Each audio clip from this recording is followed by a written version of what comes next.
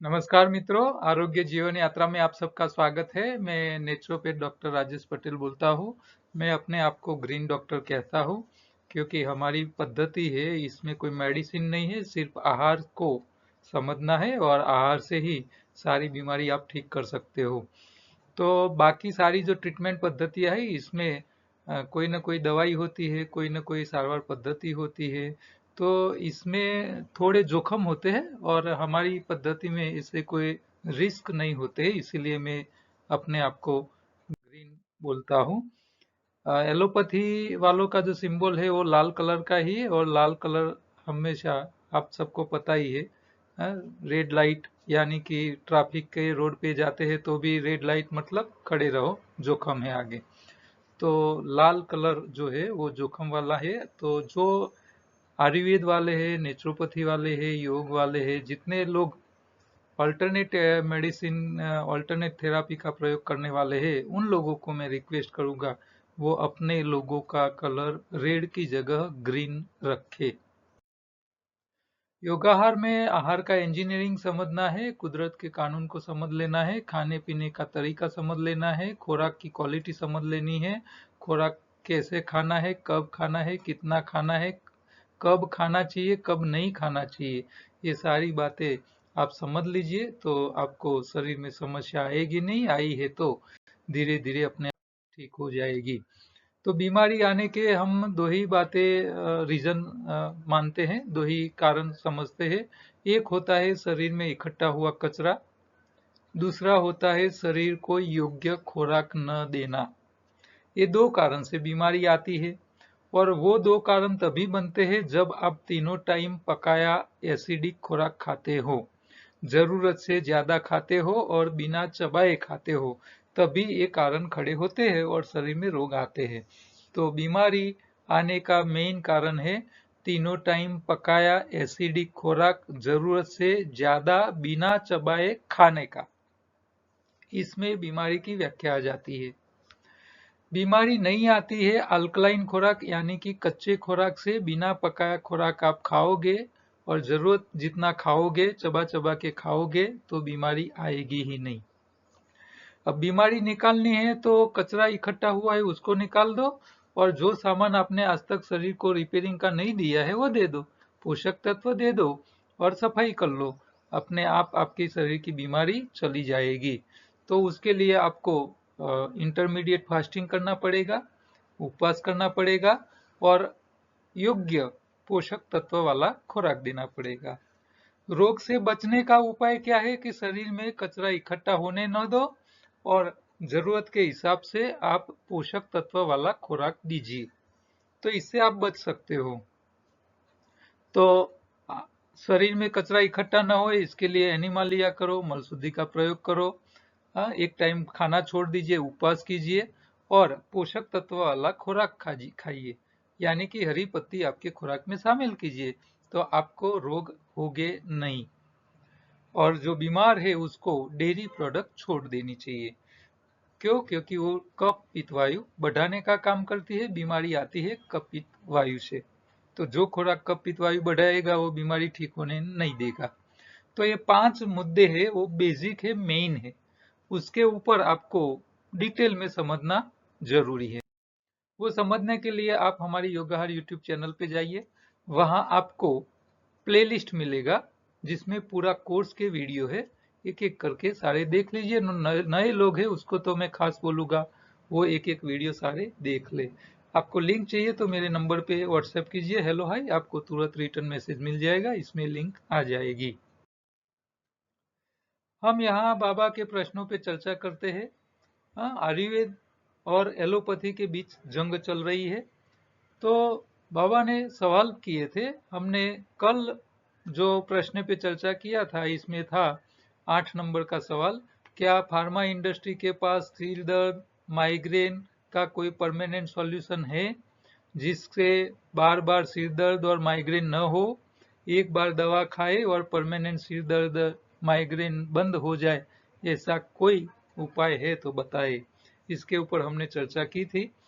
तो एलोपैथी 60 प्रकार से ज्यादा माइग्रेन मानती है लेकिन उसके पास कोई दवाई नहीं है। आयुर्वेद कफ पित्त वायु चेक करके आपकी माइग्रेन की, सर दर्द की दवाई करता है, लेकिन वो ठीक हो जाता है, आपको फायदा हो जाता है। लेकिन खान पीन में आप चैन नहीं ध्यान रखोगे, परहेज नहीं रखोगे खाने में, तो आपको वो रोग लंबा चल सकता है या गोलियां लंबे समय खाते रहने जरूरत पड़ सकती है। तो परमानेंट सॉल्यूशन तो आयुर्वेद के पास भी नहीं है और एलोपैथी के पास भी नहीं है। दवाई खा के जीना पड़े तो वो सॉल्यूशन नहीं है। सॉल्यूशन इसी को बोलते हैं कि आपको बीमारी होनी ही नहीं चाहिए, हुई है तो चली जानी चाहिए और दोबारा होए नहीं। तो खान पान में ही हमको ध्यान रखना है, तो बीमारी दोबारा नहीं आएगी।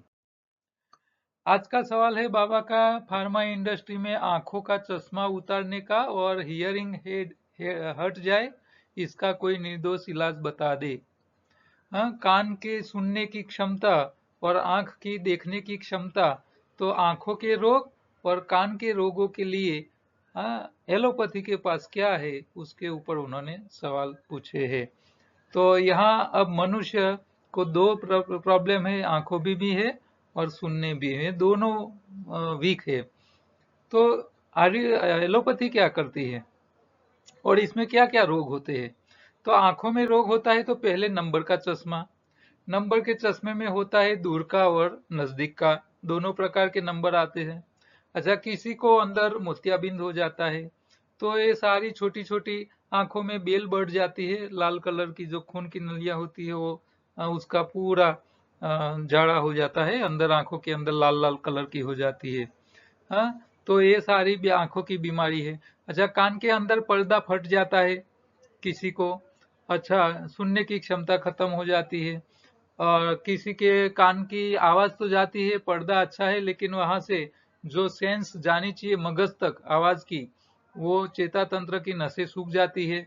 कई लोगों की आंख अच्छी होती है, आंख में कोई दिक्कत नहीं होती है, लेकिन आंखों से जो मगज तक चेता जानी चाहिए वो नस सूख जाती है, फिर आंखों में देखने का बंद हो जाता है। तो इस अलग अलग प्रकार की बीमारियां होती है। तो उसके लिए जहां नस सूख जाती है आंखों की या कान की, उसके लिए तो किसी के पास दवाई ही नहीं है, किसी के पास दवाई नहीं है। मोतियाबिंद का ऑपरेशन कर लेते हैं डॉक्टर, और वहां दूसरा मोतियाबिंद आर्टिफिशियल लेंस लगा देते हैं, हाँ, आंख का लेंस निकाल देते हैं और नया डाल देते हैं। तो वो स्केलिंग हो जाता है, इसके हिसाब से मोतियाबिंद हो जाता है। आंखों में दूर का चश्मा और नजदीक का चश्मा हो जाता है, तो इसके लिए आपको स्पेक्स पहनाए जाते हैं। बच्चों को दूर के नंबर आ जाते हैं, 40 साल से ज्यादा उम्र वाले लोगों के नजदीक के चश्मा आ जाते हैं। तो बिना चश्मा आप पढ़ाई नहीं कर सकते हो, ठीक है। तो उनके पास यही रास्ता है। आयुर्वेद वाले कई डॉक्टर्स होशियार डॉक्टर होते हैं, वो आंखों के नंबर का और कान की बीमारियों में से कई ऐसी दवाई करके आपको फायदा जरूर करवा सकते हैं। हाँ, क्योंकि अल्टीमेट तो कफ पित्त वायु की ही समस्या होती है। जितना डॉक्टर कफ पित्त वायु ढूंढ पाए, उसकी परहेज आपको दे दे, उसकी अच्छी दवाई दे दे, उतना उसको रिजल्ट मिलता है। लेकिन आयुर्वेद में भी आपकी प्रकृति तय करने की क्षमता वाले डॉक्टर बहुत कम है, इसीलिए आयुर्वेद पब्लिक में इतना चलता नहीं है, और एलोपैथी वाले इतने ज्यादा चलते हैं क्योंकि उनके पास मशीनें हैं, दवाइयाँ है, डिटेक्ट करने के, टेस्टिंग करने की मशीनें हैं, लेबोरेटरी है, काफी फैसिलिटी उन लोगों के पास है, इसीलिए पब्लिक में ज्यादा चल रहे हैं। यहाँ एक दूसरे के सामने एलोपैथी आयुर्वेद वाले झगड़ते रहते हैं। आयुर्वेद वाले इसीलिए पीछे है कि उन लोगों के पास लेबोरेटरी नहीं है, रिसर्च नहीं है, इतना फंड सरकार नहीं दे रही है आगे अच्छा करने के, इमरजेंसी सारवार के लिए उनके पास कुछ नहीं है। तो ये पढ़ाई में ही नहीं आता है, इमरजेंसी सारवार कर सकते नहीं है। तो ये सारी लिमिटेशन है, इसके लिए आयुर्वेद नहीं चल रहा है। अब हम यहाँ चर्चा क्या करेंगे कि भाई ये दोनों एलोपैथी वाले चश्मा में और कान में क्या करते हैं, कान में बीमारी है तो आपको मशीन लगा देते हैं, और पर्दा फट गया है तो उसका ऑपरेशन करते हैं। इसके अलावा उनके पास कोई और दूसरा चारा नहीं है। कान की नस सूख गई है तो सुनने की क्षमता चली गई, उसके लिए उनके पास कोई रास्ता नहीं है। आंख की नस चली गई, सूख गई चेता, तो चेता की तो वो उसके पास भी उनके पास कोई रास्ता नहीं है। आयुर्वेद में थोड़े फायदे हैं, लेकिन उसमें भी ट्रीटमेंट करनी पड़ती है, डॉक्टर होशियार होना चाहिए, और जो दवाइयाँ होती है उसमें भी हेवी मेटल्स की समस्याएं रहती है।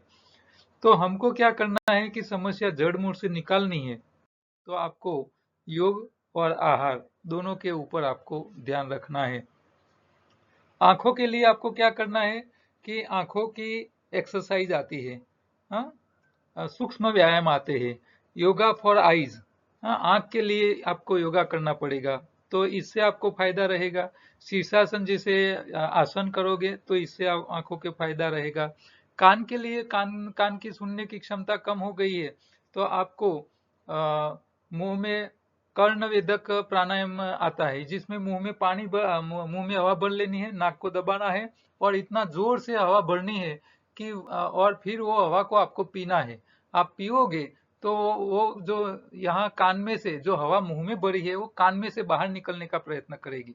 तो आपकी जो अंदर की जो सिस्टम है कान की, उसको थोड़ा एक्टिवेट करेगी, हिलाएगी और वहां जो जड़ता आ गई है उसको थोड़ी एक्सरसाइज मिल जाएगी। तो इससे आपकी जो नसें सूख गई है उसको थोड़ा फायदा मिल जाएगा। हाँ? कर्ण पिदान तक प्राणायाम उसको बोलते हैं। तो ऐसे करने का होता है कि मुंह में पहले हवा भरने का, नाक दबा देने का और जोर से हवा भर के फूला देना है। आंखों में भी लालस आ जाए, गाल के ऊपर लालस आ जाए, खून आ जाए, लाल हो जाए अपना चेहरा, और फिर उसको पीना है यहाँ से। देखो मैं इसकी एक बताता हूँ। हाँ।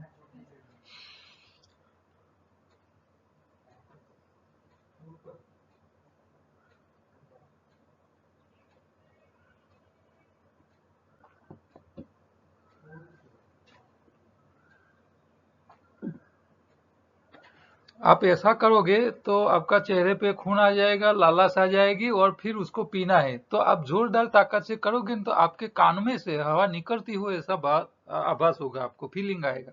अब जब यहाँ से हवा निकल जाती है तो आपके कान खुल जाते हैं और आपको अच्छा सुनाई देना लगता है। आप इमीडिएट ये एक ही प्रयोग करोगे, तुरंत आपको पता चल जाएगा कि आपकी सुनने की क्षमता बढ़ गई है। तो ये सारे प्राणायाम योग के अंदर है, ये सारी एक्सरसाइजें है। आप शीर्षासन करो, पूरा माथा नीचे रखो, पैर ऊंचा कर लो, तो इससे आंखों के और कान में सब में आपको फायदा रहता है। तो ये सारे प्राणायाम और योग, ये सब आपको ये बीमारियों में फायदा जरूर करता है, लेकिन आपको इसमें योग तो फिर हर रोज पूरी जिंदगी करता रहना पड़ेगा। ठीक है। और कई बार ये योग करने के बाद भी आंखों में और कान में फायदा मिल ही जाएगा, उसकी कोई गारंटी रहती नहीं है। तो हम क्या कहते हैं कि भाई खान पान से बीमारी आई है तो खान पान से चली जाएगी। हाँ, आपको मोतियाबिंद आया है, क्यों? क्योंकि आपने पकाया खाया है, नमक डाल डाल के पका के खाया है। अब जितना नमक आप पकाए हुए खुराक में खाओगे वो शरीर में जाके क्षार बनेगी और आपकी आंखों में मोतियाबिंद बना देगा। ठीक है। दूसरे प्राणियों को मोतियाबिंद नहीं होता है। हाँ, तो क्यों? क्योंकि खुराक वो कच्चा खाते हैं, हम पका के खाते हैं, इसीलिए मोतियाबिंद आता है। अब जो जो अंदर क्षार हो चुका है उसको पिघालना है, तो आपको खट्टे फल खाने पड़ेंगे। आप खट्टे खट्टे फल खाइए, नेचुरल डाइट कीजिए, तो आपको धीरे धीरे वो खुल जाएगा, हाँ, पिघल जाएगा। जैसे किडनी की पथरी पिघल के निकल जाती है, इसी तरह मोतियाबिंद भी पिघल सकता है। धीरे धीरे करके टाइम लगता है, जैसा मोतिया बिंद की क्वालिटी बहुत हार्ड है तो थोड़ा टाइम ज्यादा लेगा, और सॉफ्ट होगा तो जल्दी निकल जाता है। हाँ? कान की नसें सूख गई है, तो अब सूख गई है इसका मतलब क्या है? उसको मेंटेनेंस करनी है। मेंटेनेंस करने के लिए रिपेयरिंग के कारीगर चाहिए, रिपेयरिंग का खुराक चाहिए। आप दोनों दे दीजिए। तो योगाहार के अंदर आपको ये सारी फैसिलिटी मिल जाती है। ठीक है। बिना एक्सरसाइज, बिना कुछ किए आपकी कान की नस भी चालू हो सकती है। आंखों में देखने का बंद हो गया है तो वो भी चालू हो सकता है। कई लोगों को ऐसा हो चुका है और फायदा मिल चुका है। ऐसा नहीं है कि नहीं मिलता है। तो योगाहार में सिस्टम से आपको खान पीन में ध्यान रखना पड़ेगा। हरी पत्ती हर रोज खानी है, कच्चे खाने हैं, अंकुरित खाना है, पकाया 30% से कम खाना है, 70% से ज्यादा आपको कच्चा खाना है। हरी पत्ती ज्यादा खानी है, इससे न्यूट्रिशन मिल जाएंगे, कारीगर मिल जाएंगे। खाने का समय फिक्स कर लेना है कि 8 घंटे के बीच में ही खाना है। 10 बजे चालू करो, 6 बजे के 8 बजे के 10 चालू करो तो 6 बजे तक, 12 बजे चालू करो तो रात को 8 बजे तक, बस इसके बीच में खाइए, फिर खाना बंद कर लो। और खाने में आपको न्यूट्रिशन वाला और कारीगर वाला खुराक चाहिए। हाँ, चबा चबा के खाना है। एनिमल है कि आंतों की सफाई करो और हर रोज 16 घंटे का उपवास, इंटरमीडिएट फास्टिंग कर लो। आप धीरे धीरे ठीक हो सकते हो और लोग हो रहे हैं। इसमें नई दवाई की जरूरत पड़ती है, नहीं किसी और की जरूरत पड़ती है। इसमें एक्स्ट्रा ये है कि आप हरी पत्तियों में धनिया का पत्ता लोगे तो आपको आंखों और कान में दोनों में अच्छा फायदा मिल जाता है। तो यहाँ पत्ती सबसे ज्यादा खुराक में अहम रहती है आंखों और कान की बीमारियों, सुनने की समस्या है, कान का पर्दा फट गया है, सुनाई नहीं दे रहा है तो अपने आप ठीक हो जाएगा। आपकी नस सूख गई है तो अपने आप ठीक हो जाएगी। तो ये आपको एनडीएस में छोटा सा एक एक्स्ट्रा आपको ध्यान रखना पड़ेगा। बाकी इससे फायदा परमानेंट मिल जाता है और परमानेंट सॉल्यूशन मिल जाता है। इसमें नई दवाई की जरूरत पड़ती है, नहीं कोई एक्सरसाइज की जरूरत पड़ती है, कुछ किए बिना आप ठीक हो सकते हो। योग के साथ ये करोगे तो और फायदा हो जाएगा। तो मैं तो हर एक को बोलूंगा कि भाई आप अकेले आहार के ऊपर मत रहिए, आप थोड़ा योग भी कीजिए, आहार भी चेंज कर लीजिए, आपको बहुत फास्ट रिजल्ट मिल जाएगा। आज की उपयोगी प्रोडक्ट है चिया सीड। अब यहाँ आंख की और कान की जो बीमारी है, इसमें एक बीमारी ऐसी होती है कि यहाँ आंख अच्छी है लेकिन आंखों की जो सिग्नल है वो चेता द्वारा हमारे मगज तक जाते हैं, तो बीच में चेता तंत्र काम करता है। तो चेता जो बिगड़ गया है उसको ठीक करने का काम चिया सीड सबसे अच्छा करता है। तो जो लोग को चेता रिलेटेड बीमारियां हैं, आंख की देखने की, कान को सुनने की, बैलेंस, पार्किंसन का, चलते हो तो बैलेंस नहीं रहता है, मेमोरी कम हो गई है, जो लोग बुजुर्ग हो चुके हैं 60 साल से सीनियर सिटीजन लोग हैं उन लोगों को ये समस्या बढ़ती है 50 साल के बाद सारी। हाँ, बच्चे भी की मेमोरी कम है, वो भी माइंड के थोड़े वीक है, तो उनके लिए भी ये काम की चीज है। तो चिया सीड जो है ये नर्वस सिस्टम के लिए बहुत अद्भुत काम करती है। हमने चिया सीड भी हम देते हैं जरूरत हो तो, और साथ में चिया का एक्सट्रैक्ट निकाला हुआ, मोरिंगा की पत्तियों का एक्सट्रैक्ट और चिया का एक्सट्रैक्ट दोनों इकट्ठा करके हमने कैप्सूल बनाई है, तो वो भी आप ले सकते हो, तो वो 100% शरीर एब्जॉर्ब कर लेता है। तो चिया सीड 2-3 चम्मच आप हर रोज खाइए। 40 से बड़ी उम्र वाले सबको चिया सीड 1-2 चम्मच रोज खाने चाहिए, बीमारी नहीं है तो, और बीमारी वाले 3-4 चम्मच रोज खाए। इसको खाने में ध्यान रखना है क्योंकि ये चिया सीड होते हैं, वो अपनी जो साइज है इससे 30 गुना पानी खींचते हैं, एब्जॉर्ब करता है और फूलता है, फूलता है, साइज बड़ी होती है पानी पी पी के। अब ये चिया सीड ऐसे छोटे छोटे दाने होते हैं, हाँ, राई के दाने से भी छोटे होते हैं और व्हाइट और ब्लैक कलर के मिक्स होते हैं, जिस चित्र में दिखाई दे रहने से। अब आप उसको चम्मच लिया और आपने सीधा मुंह में डाल दिया और आपके गले में यहाँ चिपक गया, क्योंकि चिकास तो होती है गले में, अन्नरी में। अब वो चिपक गया तो वो क्या करेगा, पानी खींचता जाएगा और वो फूलता जाएगा, तो आपका गला लॉक हो जाएगा। तो कभी भी उसको सीधे मुंह में डालने नहीं है, ध्यान रखना है। उसको अगले दिन रात को पानी में भिगोना है और 30 गुना पानी लेना है, कम से कम 30 गुना पानी अंदर डालना है, तो वो इतना 30 गुना फैलता है, बड़ा होता है। ठीक है, वो दूसरे दिन फिर आपको दोपहर को सलाद के साथ उसको खाना है। सीधे सीधा मुंह में डालोगे तो गले में फंस जाएगा, सब जगह उसको समस्या खड़ी करेगी। तो ऐसा करना नहीं है, इसको खाने में इतना ध्यान रखना है। और इसको कच्चा ही खाना है, गरम करके खाना नहीं है। गरम करके खाओगे तो उसके फायदे की जगह नुकसान आएगा, आपको शरीर में नुकसान करेगा। ठीक है, तो चिया सीड ये अद्भुत प्रोडक्ट है, वो आप हमारे पास से मंगवा सकते हो। मेरे नंबर पे व्हाट्सएप करोगे तो वहां आपको रिटर्न मैसेज में उसकी लिंक मिल जाएगी। आज काम की बातों में एक भाई साहब है हमारे गुजरात में, उन्होंने गांव में पानी की समस्या को हल करने के लिए उन्होंने चेक डैम बहुत बनवाए हैं। तो वो क्या बोल रहे हैं कि भाई आप पैसे धर्म के पीछे मत खर्च कीजिए, पैसे पानी के पीछे खर्च कीजिए, क्योंकि पानी के बिना जीवन शक्य रहने वाला नहीं है। हाँ, पेड़ पौधे होने वाले नहीं है, खेतीबाड़ी होने वाली नहीं है, तो बिना पानी जीवन शक्य नहीं है। तो आप धर्म के पीछे पैसा मत खर्च कीजिए, आप पानी के पीछे खर्च कीजिए। तो ये क्या बोल रहे हैं वो जरा सुन लेते हैं। मनसुखभाई सुवागिया, अध्यक्ष जल क्रांति ट्रस्ट राजकोट। जल क्रांति जन्मभूमि जामका थी दूर, गाम खांभा, तालुको विसावदर, जिल्लो जूनागढ़। આ પ્રદેશ ગીરનો છે, આ ગામની સીમ પછી ગીરનું જંગલ છે. આજથી 30 વર્ષ પહેલા આ ઝરણાઓ બારમાસી વહેતા હતા, બારમાસી કૂવામાં પાણી હતા, પણ જોઈએ એટલો જળ સંગ્રહનું કામ નથી થયું અને ભયાનક વપરાશ છે. આ વર્ષે આ ગામમાં નાનકડું ગામ 1300 વીઘા જમીનમાં 30-35 બોર 1600 ફૂટ ઊંડાઈના થયા છે. જે બી આપણે બોરનો સરાસરી ખર્ચ કેટલો થાય છે? 2 લાખમાં બોર થાય, મશીનરી ઉતારો એટલે 5 માં તૈયાર થાય. 2 લાખ રૂપિયા બોર થાય છે અને 5 લાખ રૂપિયા પાણી બહાર આવે.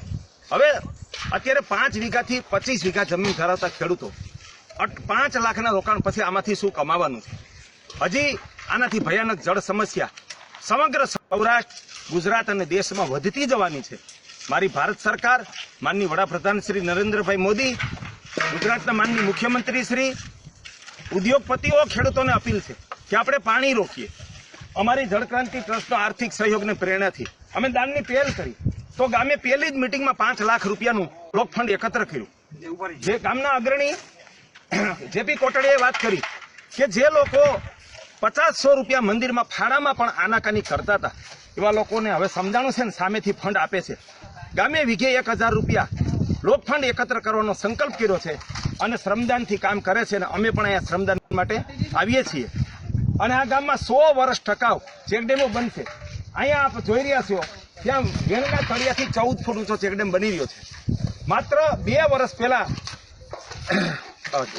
સિંચાઈ ખાતાના અધિકારીઓ અહીંયા આવ્યા, એન્જિનિયરોએ સર્વે કરી અને 2 મીટર ઊંચો 6.5 ફૂટ ઊંચા ચેકડેમ 80 લાખનું એસ્ટિમેટ કરેલું. પણ મને કુદરતે કોઠાસૂઝ આપી છે અને નિષ્ઠા અને જાત પરિશ્રમ. જે આ જળક્રાંતિ આ 3 માંથી જન્મી છે. અમારી કોઠાસૂઝ, અમારી 100% અમારી ગામનાઓની નિષ્ઠા અને અમારો સૌનો સહિયારો શ્રમદાન. આ ચેકડેમ માત્ર 4 લાખ રૂપિયામાં બનશે. 80 લાખની જગ્યાએ 4 લાખ અને 6.5 ફૂટને બદલે 13 ફૂટ ઊંચાઈ, 4 ગણી જળ સંગ્રહ થશે અને આ ચેકડેમનું આયુષ્ય 100 વર્ષનું હશે. ગામે ગામ આવી રીતે લોકફાળો, નિષ્ઠા અને શ્રમદાનથી જો આપણે ચેકડેમ બાંધી શકીશું તો આવનારા 5 થી 10 વર્ષમાં સમગ્ર સૌરાષ્ટ્ર અને સમગ્ર ભારતને જળ સંકટ મુક્ત કરી શકીશું. આપણે હવે આપણું ધન અને સમય પરિણામ વગરના ધાર્મિક કાર્યક્રમો અને બાંધકામોમાંથી સંપૂર્ણ બહાર આવીએ, આળસમાંથી, ટાટિયા ખેંચમાંથી, ઈર્ષામાંથી બહાર આવીએ અને સૌ સંપથી રાષ્ટ્રભક્તિ રૂપે આપણા પોતાના હિત માટે, આપણા સંતાનોના હિત માટે, દેશ કાજે અને પરમાત્માની ભક્તિ રૂપે ગામે ગામ 100 વર્ષ ટકાઉ અને વેણમાં મહત્તમ ઊંચા ચેકડેમો બાંધી અને ચાલો ભારતને જળ સમસ્યાથી મુક્ત કરીએ, ચાલો આપણા ગામને જળ સમસ્યાથી મુક્ત કરીએ. મનસુખભાઈ સુવાગિયા, अध्यक्ष जलक्रांति ट्रस्ट राजकोट. मनसुख भाई सुहागिया, जिन्होंने जल क्रांति ट्रस्ट बनाया है सौराष्ट्र के अंदर, गुजरात के अंदर, वो लोग भागीदारी से वो चेक डैम बना रहे हैं. और एक अद्भुत बात उन्होंने बताई कि यहाँ सरकार के अधिकारी ने एस्टीमेट लगाया था 6 फीट ऊंचा चेक डैम का, कॉस्टिंग लगाया था 80 लाख रुपया. ये लोग 100 साल टके ऐसा ही चेक डैम अपने खुद के श्रम बल से और सहयोग से खुद करते हैं तो ये 6 लाख में हो जाता है. करीब 10 गुना पैसा कम लगता है और इससे 3 गुना ऊंचा होता है. तो जल संग्रह करने की क्षमता 3 गुनी बढ़ जाती है, पैसा 10 गुना कम लगता है और वो यही पैसों से दूसरे चेक डैम बना सकते हैं. तो वो अपने खुद के, सरकार के ऊपर भरोसा नहीं रख के बैठे हैं. वो खुद ही गांव वालों के साथ लेते हैं, गांव वाले पैसे मंदिर में डालते हैं, वो पैसे की जगह उन्होंने चेक डैम में फंड ले लिया और ये काम कर रहे हैं. तो जल क्रांति ट्रस्ट के नाम से वो लोग चला रहे हैं. आप गूगल पे या इंटरनेट पे सर्च करोगे तो उनका पूरा आज तक की जो एक्टिविटी है वो आपको मिल जाएगी. तो ऐसे ट्रस्ट को आप दान दीजिए जो सही में रियल में काम कर रहे हैं. हाँ, आप सरकार के पास उम्मीद रख के बैठोगे तो कुछ होने वाला नहीं है. सरकार कुछ देने वाली नहीं है. सरकार में बैठे हुए नेता और अधिकारी अपने लिए काम करेंगे, पब्लिक के लिए कुछ नहीं करेंगे और करेंगे तो बहुत कम. हाँ, 100 रुपया खर्च करेंगे तो 20 रुपये का सरकार पब्लिक के लिए जाएगा, बाकी के पैसे तो बांट जाएंगे आपस में. ऐसी ही हालत है. तो लोगों को खुद को जागरूक होकर काम करना जरूरी है. आने वाले ये बता रहे थे 1600 फुट ऊंडा ट्यूबवेल बनाते हैं, 1600 फुट. अब 1600 फुट में से पानी कैसे निकाले और फिर आप पियत करो, उसके लिए बिजली चाहिए, सब कुछ चाहिए, कहाँ से लाओगे?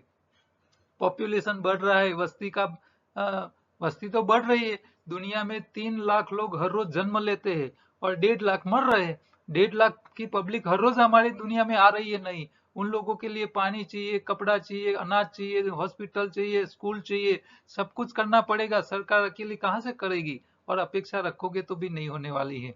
ठीक है, तो अच्छे काम करने के लिए ऐसे लोग अपनी दुनिया में हैं, इसीलिए ये दुनिया टिकी हुई है।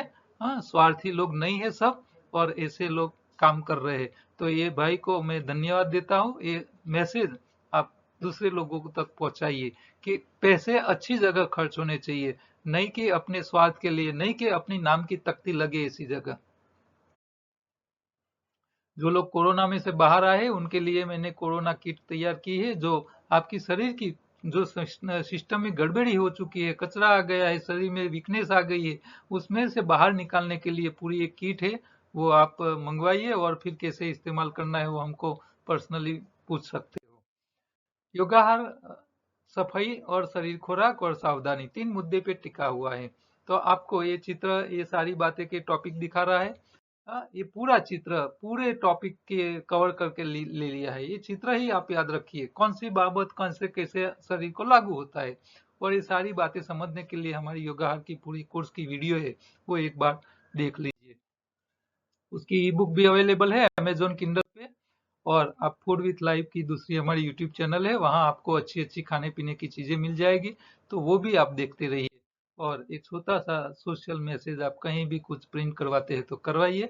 आपकी जो भी प्रोडक्ट जा रही है इसके पीछे इतना ही लिखना है एक्स्ट्रा कि भी ये आपको बिना दवाई रोग भगाने है तो मुफ्त मार्गदर्शन चाहिए, तो ये व्हाट्सएप कीजिए, आपको रिटर्न मैसेज आएगा। इसमें सारी वीडियो मिल जाएगी, घर बैठे ही देखना है, समझना है। हाँ, इसके लिए हमको कोई चार्ज नहीं देना है। तो ये सोशल एक्टिविटी आप कर सकते हो। कल दोबारा दूसरे प्रश्नों के साथ, नई बातें के साथ हम मिलेंगे। तब तक नमस्कार।